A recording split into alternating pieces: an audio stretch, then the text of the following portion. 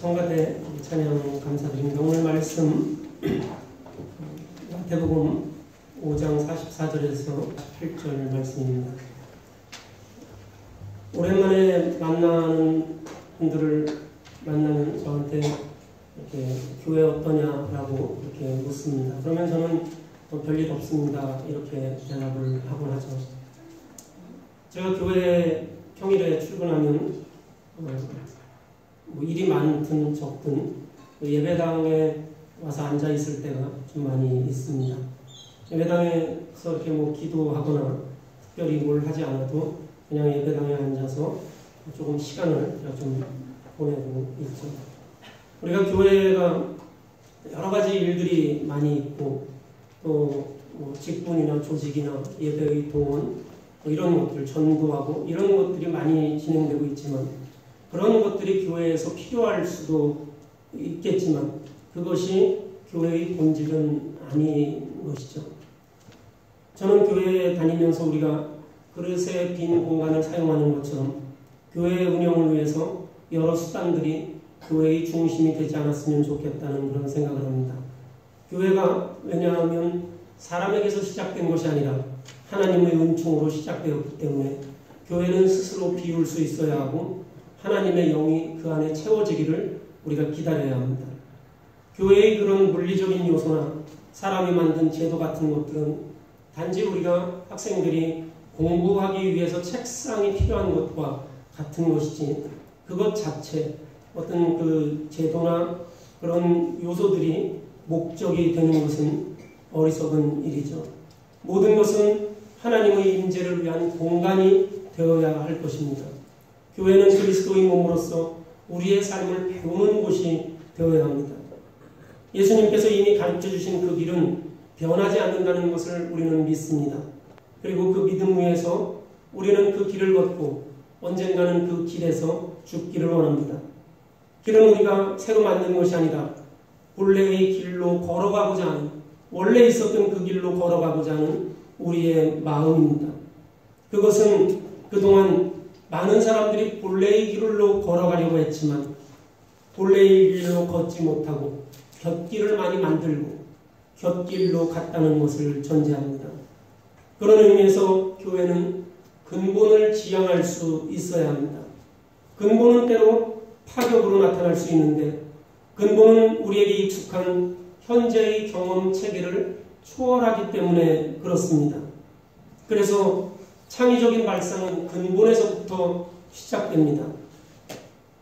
예를 들면 우리의 생일도 근본을 생각한다면 내가 축하받는 날이 아니라 나의 부모님께 감사하는 날이 될 수 있을 것입니다. 그러면 우리가 생일에 내가 선물을 받는 것이 아니라 부모님께 선물을 드리는 그런 날이 될 수 있겠죠. 또 어느 교회는 교회를 처음 시작할 때 교회란 무엇인가 교회의 근본에 대해서 생각하고 이 근본에서 출발했기 때문에 흔히 교회라고 하면 떠올리는 교회를 대표하는 목사님, 교회를 이루고 있는 건물, 또 속해 있는 교파 이런 것이 없는 채로 기존 교회와는 다른 형태로 시작되어서 이루어진 그런 교회들도 있습니다. 이처럼 근본은 때로는 우리에게 파격적인 것을 가져다 줍니다. 2000년 전에 예수님께서 걸으셨고 보여주셨던 그 길이 근본입니다. 그런데 당시 사람들은 그것을 곁길이라고 비웃었습니다.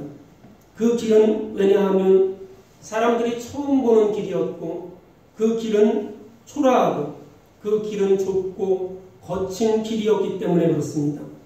아무도 가지 않는 길을 예수님은 스스로 그 길이 되어서 걸어가셨던 것이죠. 그리고 끝내 죽으심으로 그 길이 바른 길임을 보여주셨습니다. 우리는 그 길을 마음에 다시 새겨야 하고 예수님께서 보여주셨던 그 오래된 길을 걷는 것은 우리의 다짐이고 신앙 고백이 되어야 합니다. 누가 저에게 교회가 어떠냐라고 묻는 그 물음에 별일 없습니다라고 답한 것은 교회 성장이나 교회 발전이라는 것이 가시적이거나 물리적인 요소로 나타나는 것뿐만 아닐 뿐더러 그렇게 쉽게 사람이 말할 수 있는 것도 아니지 않겠나 하는 그런 뜻이 있습니다. 또 한편으로는 하나님이 주인 되시는 교회에서 별일이 있을 게 뭐가 있겠습니까? 이런 뜻도 있는 것이죠. 우리 교회에서는 10년 전에 아주 큰 별일이 있었습니다. 오랫동안 교회에서 함께했던 분들이 교회를 떠난 것이죠. 여기 계신 교우분들 중에서도 함께 기도하고 함께 사역을 하고 함께 일을 했던 분들이, 오랫동안 함께했던 분들이 떠난 것을 경험하신 분들이 계실 겁니다. 그 외에도 크고 작은 이런저런 이유로 교회를 떠난 분들이 계십니다. 생각이 달라서 교회를 떠나거나 또 그 차이를 좁히지 못해서 떠나게 되었습니다. 잠언 14장 4절 말씀에 보면 소가 없으면 구유는 깨끗하지만 소가 힘을 쓰면 소출이 많아진다, 이런 말씀이 있습니다.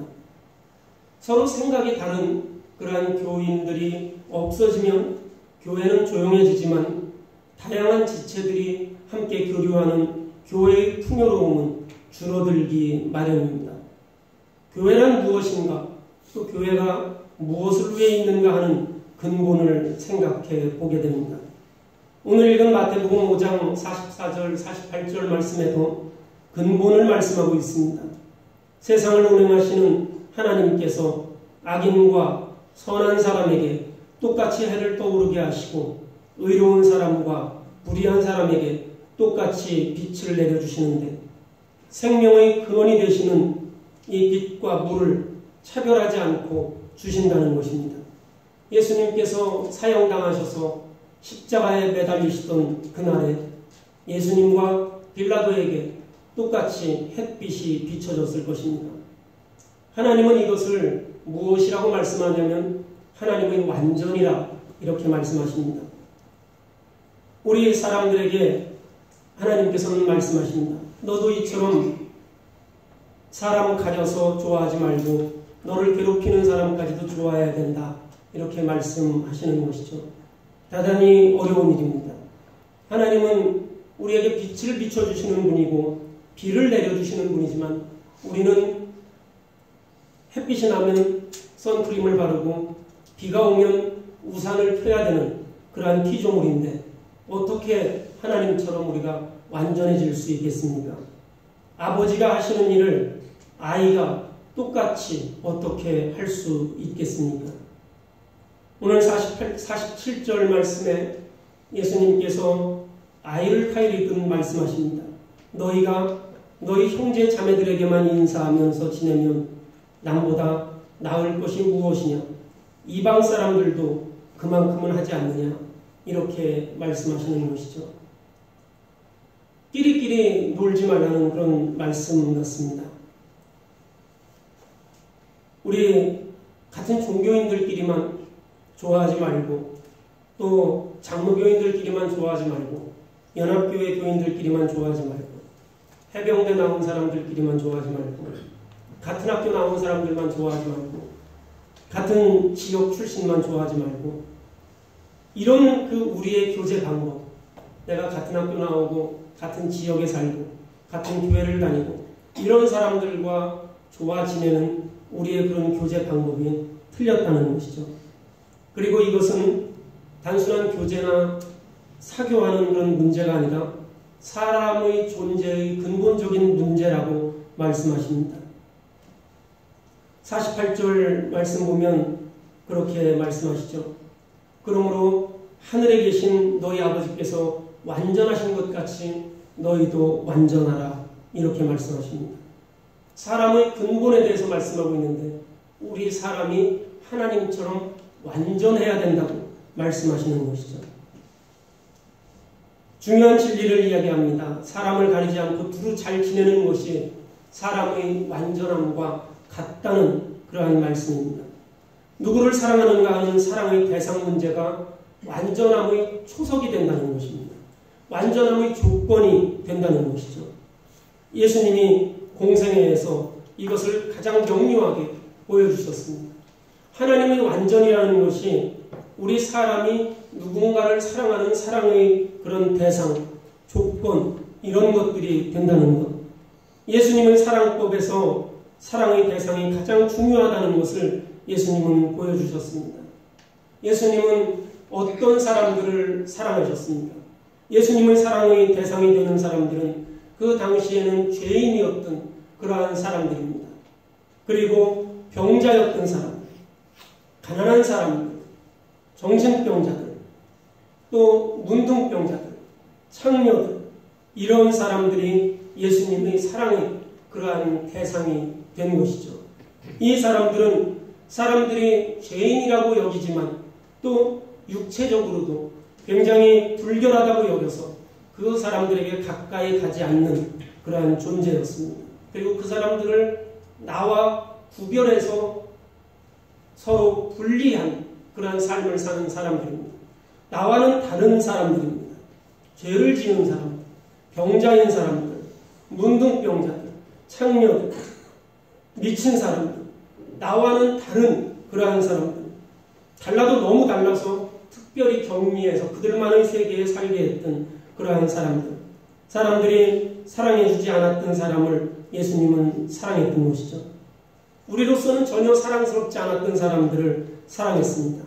가까이 오면 힘이 들고 어려운 사람들을 사랑했던 것이죠. 세상에 오신 목적이 바로 이 사람들을 위함이라고 말씀하시기까지 하셨습니다. 가장 높은 분이 가장 낮은 곳으로 오셨는데 이 엄청난 간극을 하나님은 또 말씀하십니다. 내 원수를 사랑하라. 박해하는 사람을 사랑하라. 우리가 가장 멀리하고 싶은 사람을 사랑하라는 것이죠. 우리가 가장 사랑하기 어려운 사람을 사랑하라는 것입니다. 사랑을 하면 좋다는 것이 아니라 사랑해야 된다는 그런 명령을 우리에게 주시는 것이죠. 내가 어떤 사람을 사랑하면 그것이 좋은 일이 되는 것이 아니라 사랑해야 된다는 것, 사랑의 실천에 대해서 말씀하고 있는 것입니다. 그래야만이 하나님의 자녀가 될 수 있다는 것이죠. 그래야만이 하나님의 완전에 이를 수 있다는 것. 이것은 정말 어려운 그러한 일입니다. 원수를 사랑하기 이전에 나와 좀 다른 부류를 사랑하는 것도 어렵습니다. 사랑이 아니라 함께 하는 것도 어렵습니다. 여기에는 구조의 문제까지 있습니다. 우리가 아시다시피 어떤 경제적인 그런 경제력, 종교, 학력, 사회적인 그런 신분, 이러한 것들로 우리가 알게 모르게 나누어져 살고 있습니다. 사는 것도 다르고 일하는 것도 다르고 노는 것도 다른 것입니다.